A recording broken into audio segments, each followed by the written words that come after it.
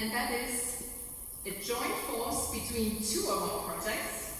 So we are talking about Beespoke and Partridge. The two projects have two very distinct mascots. They have the partridge and the bee. And what unites them is their passion to increase farmland biodiversity. For this, they had to bring together a complex group of stakeholders, and that was not an easy job, I can tell you. So let's hear more about it. Team Birds and Bees, wherever you're coming from now, the floor is yours. Good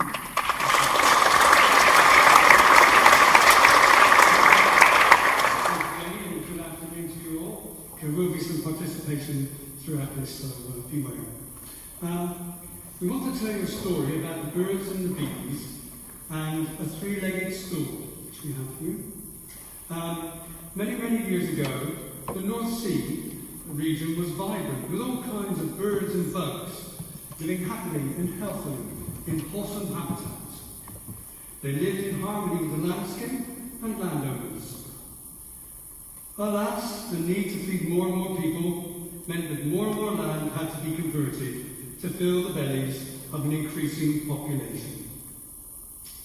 It got so bad that there was a very real danger that the sights and the sounds of the birds and the bees would no longer be seen or heard in the North Sea region. And now you have to go, ah. Thank you. Good, that's a good start. Luckily, there were two people with a plan and a knowledge to help restore the birds and the bees and their homes. Mr. Partridge and Mrs. Busy Bee developed a model they called the three-legged stool. Sadly, Mrs. B can't be here as she is too busy. But we do have Mr. Partridge. I'd like you to welcome, please, onto the stage, Mr. Partridge.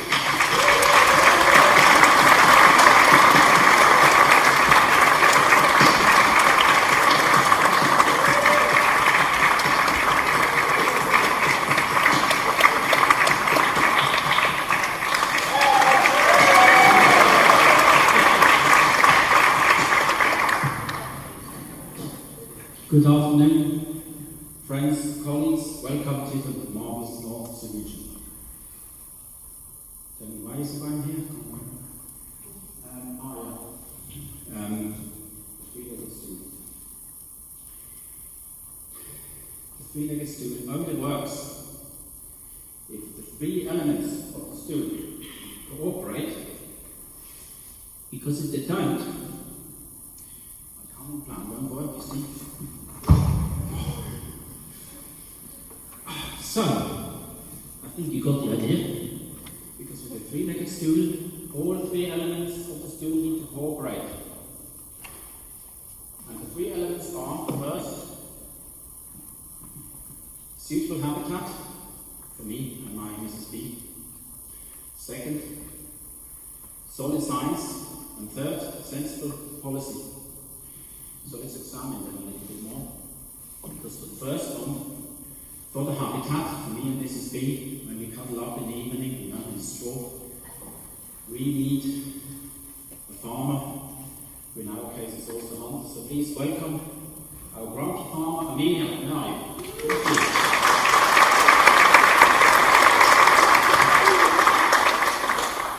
As a farmer, I'm just trying to feed people and make a living. It's hard enough for us without all the extra costs and the bureaucracy and all the bloody thistles. And all these readings, they blame us for everything. We get no appreciation for what we do, and we get blamed for the lack of wildlife. It's not fair. I'm not sure about this farmer. I would want to work with that farmer, would you? Let's try the second leg. The second leg is our antisocial, not ill-informed conservation scientist, France. France, please, you make it to the stage. You see it.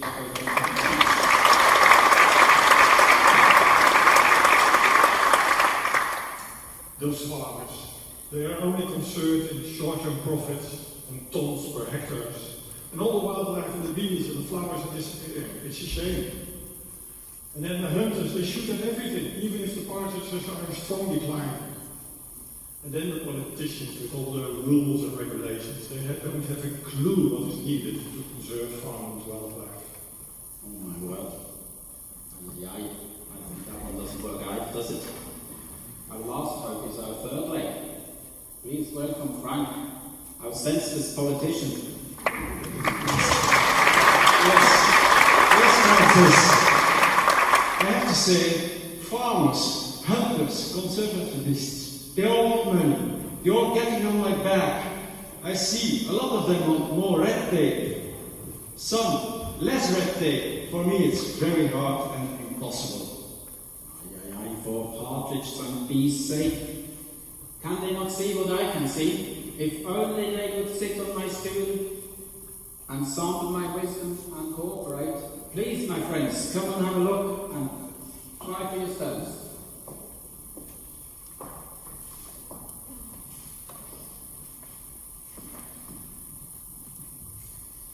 Wow, I've actually managed to overcome the bureaucracy and the red tape.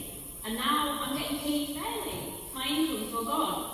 And conservationists like France, they come and they look at the birds and the bees on all my wildlife measures. So I get much more appreciation from the public. My soil is really healthy, and I see so many more small game on my farm than I ever have before. For me, it's the best of both worlds. True. True.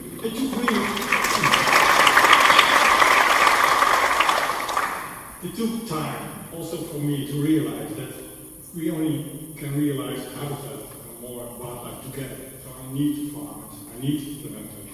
And together we can really make a better farm and wildlife. And we have shown to the politicians the measures that work, that actually deliver. And now they assist and help us with really effective agri-environmental schemes.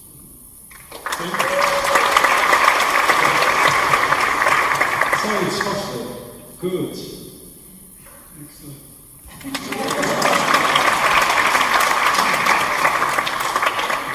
Mr. Partridge gave the three legs of the stool the benefit of his wisdom, and together they formed the fellowship of the Beespoke Partridge. They vowed that they would keep doing everything they could to keep the birds singing and the bees buzzing, and they all lived happily ever after. Thank you, Mr. Partridge.